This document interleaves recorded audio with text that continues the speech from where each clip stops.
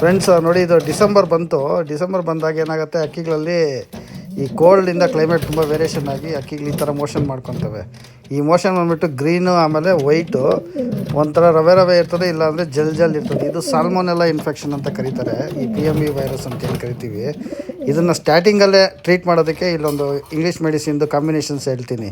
ಇದು ಮಾಡಿಕೊಂಡ್ರೆ ನಿಮ್ಮ ಅಕ್ಕಿಗಳು 100% ಕಂಪ್ಲೀಟಾಗಿ ರಿಕವರಿ ಆಗ್ತವೆ. ಇದು ನಮ್ಮ ಸಬ್ಸ್ಕ್ರೈಬರ್ದೇ ಒಂದು ಬರ್ಡು ರೆಡಿಯಾಗಿದೆ, ವಿತ್ ಪ್ರೂಫ್ ನಿಮಗೆ ತೋರಿಸ್ತಾ ಇದ್ದೀನಿ ನೋಡಿ. ಇದು ಈಗ ಕಂಪ್ಲೀಟಾಗಿ ರೆಡಿಯಾಗಿ ಅಕ್ಕಿ ಒಂದು 6 ಡೇಸ್ ತೊಗೊಂತು. ಇದನ್ನು ಮೆಡಿಸಿನ್ಸು ಇಲ್ಲಿ ಡಿಸ್ಪ್ಲೇ ಮಾಡ್ತೀನಿ, ಅದನ್ನು ನೋಡ್ಕೊಂಡು ಅದೇ ರೀತಿ ಆ ಮೆಡಿಸಿನ್ಸ್ನ ಹಾಕ್ಕೊಳ್ಳಿ ಫ್ರೆಂಡ್ಸ್.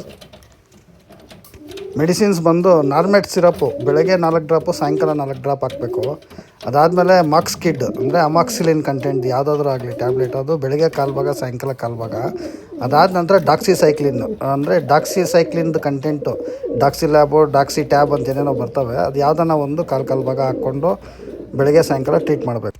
ನೋಡಿ, ಈ ಸಿರಪ್ಸ್ ಇಲ್ಲಿ ತೋರಿಸಿದ್ದೀನಿ. ಈ ಸಿರಪ್ ನಾರ್ಮೆಟ್ಟು, ಆಮೇಲೆ ಇದು ಮಾಕ್ಸ್ ಕಿಡ್ ಅಮಾಕ್ಸಿಲಿನ್ ಕಂಟೆಂಟು, ಇದು ಡಾಕ್ಸಿಸೈಕ್ಲಿನ್ದು ಡಾಕ್ಸಿಡ್ ಕಂಟೆಂಟು ಫ್ರೆಂಡ್ಸ್.